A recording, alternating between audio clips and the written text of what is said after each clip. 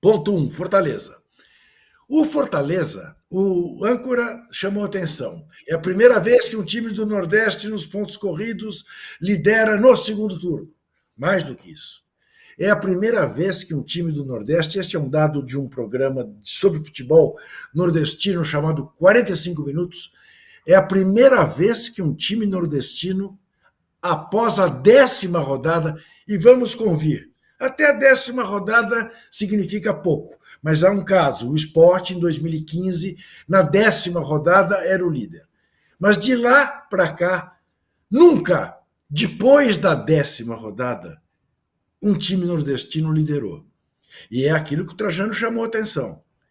Não apenas lidera, como pode livrar 4 pontos, porque está 1 ponto na frente com um jogo a menos. Então é muito interessante olhar para o Fortaleza. Faltam 15 jogos, falta muita água, muita. Né? Agora, que o Fortaleza passou o time a ser batido, passou. No Castelão, até agora, ninguém bateu. 14 jogos, 11 vitórias, 3 empates. Não é mole. Não é mole. O Fortaleza costumava sofrer no Castelão, até por causa do mau gramado do Castelão. Achou um jeito de jogar lá e está ali. E está aí, liderando. Na verdade, já liderava por pontos perdidos. Né? E agora confirmou, com um jogo a menos. Por falar em pontos perdidos, um alerta aos corintianos, sobre os quais falaremos mais adiante. Por pontos perdidos, o Corinthians é o penúltimo colocado. E eu fiz uma conta que depois vou explicar, mas depois vou explicar, não vou explicar agora. Enfim, ô âncora, eu acho que é mais difícil para o Corinthians escapar do que para o Fortaleza ser campeão. O Palmeiras não ameaça coisa nenhuma nesse momento. A ameaça para o Fortaleza é o Botafogo. Sábado, 9 da noite, no Rio de Janeiro, tem Botafogo e Fortaleza. É verdade. Ou seja, se vencer, Botafogo passa o Fortaleza. Fortaleza joga pelo empate, que ele tem um jogo a menos. Ele mantém a distância de 1 ponto e, em relação ao Botafogo, mesmo que o Flamengo vença o Corinthians, ele vai a 47, o Fortaleza iria para 49, mantém a vantagem sobre o Flamengo e sobre o Palmeiras também, porque o Palmeiras tem a pontuação do Flamengo, um jogo a mais a disputar. Então, o Palmeiras dos 4, em tese, é o que tem a pior situação, né? O Flamengo pode ganhar esse jogo atrasado, ou empatar e ficar à frente do Palmeiras, enfim. Então, a ameaça para o Fortaleza não é o Palmeiras, hoje é o Botafogo. Você está com uma narrativa muito alviverde, âncora. Eu estou de relações cortadas com você há algum tempo, mas não posso deixar de dar essa cornetada nessa sua narrativa mídia verde. Então, sábado, os dois não tem jogo no meio de semana, né? Fortaleza e Botafogo só tem essa preocupação, né? Agora, detalhe, o Arnaldo tem chamado a atenção, o Fortaleza é o time de menor posse de bola no campeonato. O Fortaleza é o time do contra-ataque, da transição rápida. Isso vai ser um desafio para o Botafogo. Porque o Botafogo também gosta de jogar em velocidade, mas vai ter que jogar em cima, tem que ganhar o jogo, vai ter que ir para cima do Fortaleza, vai jogar mais fechadinho em Fortaleza, como fez no primeiro tempo contra o Flamengo, quando se fechou bem no Maracanã. Então vai ser um desafio grande para o Arthur Jorge, para os seus jogadores, de jogar contra o Fortaleza, que deve estar bem à vontade nessa situação. Isso é importante frisar, o Arnaldo tem sempre falado sobre isso, até fui fazer um levantamento, publiquei no meu blog, a posse de bola, a média mais baixa do Fortaleza desde que o Vojvoda chegou ao clube. A menor posse de bola. É o time que fica pouco com a bola, é o time de... O próprio gol ontem no Corinthians, né? É uma jogada assim. Eu queria só pedir, aproveitar para falar do Fortaleza um pouquinho, junto com o Corinthians. Qual que é a grande questão aqui, né, do Fortaleza?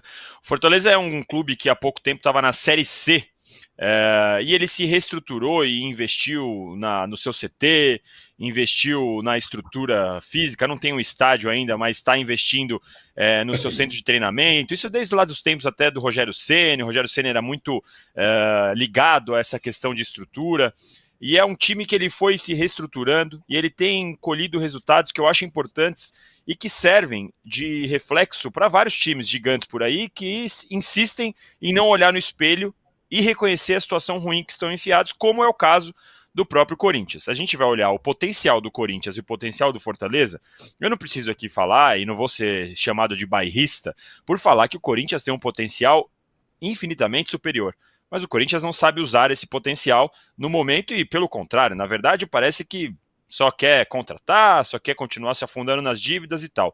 Enquanto isso, o Fortaleza ele colhe resultados não só no aspecto esportivo, porque já foi vice da Sul-Americana, está frequentando a Libertadores, agora está líder do Brasileirão, tem um projeto esportivo claro, mantendo o Vojvoda mesmo nas fases ruins. A gente vai lembrar, há pouco tempo, o Fortaleza chegou a ficar dentro da zona de rebaixamento, lutando para não cair, e o time manteve o Vojvoda, apesar da pressão, apesar dos protestos, teve até questão com o ônibus da torcida.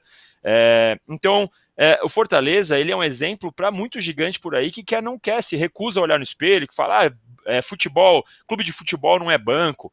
Ok, clube de futebol não precisa ter lucro como o primeiro objetivo, mas tem que ter organização. E além da questão esportiva, o Fortaleza está crescendo também no aspecto de valorização da marca dele, o valuation do clube, está tudo melhorando, porque é um trabalho consistente e que leva o Fortaleza a ter sucesso na parte esportiva, no aspecto financeiro, em todas as questões. E hoje é aí o líder do Brasileirão, e não é à toa. Isso que é legal a gente falar, não é à toa.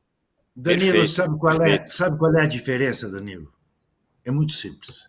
Pegue o sobrenome do CEO do Fortaleza e do presidente do Corinthians. Um se chama Paz, o outro Melo.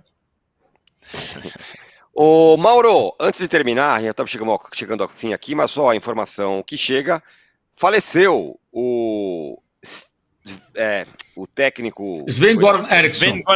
Exatamente. Sven-Goran Eriksson faleceu, foi treinador da Inglaterra em 2002, 2006, da Costa do Marfim em 2010, foi técnico do Manchester City, do Leicester. Você acompanhou bem, né, a carreira dele. Ele lutava contra um câncer, tinha 76 anos. Foi homenageado até para o Liverpool recentemente. Ele vinha recebendo muitas homenagens em vida, né, desde que a doença dele se tornou de conhecimento público, né, e estava vendo aqui na imprensa da Inglaterra muita gente homenageando. Um cara muito respeitado, né, foi um cara muito querido por lá, e já vinha aí nessa luta há algum tempo, e hoje veio a notícia da morte do Eriksson. Um técnico sueco que trabalhou em vários países, né, com vários times, seleções diferentes, teve uma carreira aí de cigano do futebol, né? É, verdade. Curioso, né? Um técnico sueco que teve muito destaque fora não só na Suécia, claro, mas também, principalmente fora dela. Ó, o Smiley Batriche Pessoa, lá do Rio Branco, no Acre, desde as 7 da matina, ligado no programa. Muito obrigado, o Smiley. E nós ficamos por aqui. Vem agora, na sequência, o... Não tem resultado da enquete, não tem resultado dos likes. Tem sim, o âncora quer passar um rodo em tudo. 12 mil votos na enquete, Trajano. Olha só que coisa. Olha aí. Qual a maior ameaça ao Fortaleza no Brasileiro? Flamengo, 35%. Botafogo, 30%. Palmeiras, 27%. São Paulo, 9%. 6,8 mil likes até aqui. E vamos para mais. Agora, às 10 horas, tem o Joga Junto, hein? Às 11 horas, entra em campo de primeira com PVC, Adomi e o André Hernan. Ao meio-dia, tem Zona Mista com o André Hernan. E às 18 horas, a querida craque Marília Ruiz e o Renato Barros Prado chegam para o fim de papo. E amanhã tem o All News Esporte de manhã. Às 7 horas tem o quê?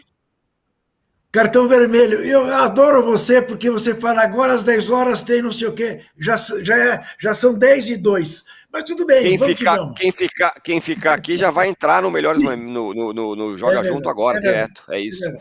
Valeu, Mauro, Trajano, Danilo, Arnaldo, Juca. Audiência espetacular hoje. Muito obrigado a todos vocês. Até mais. Tchau.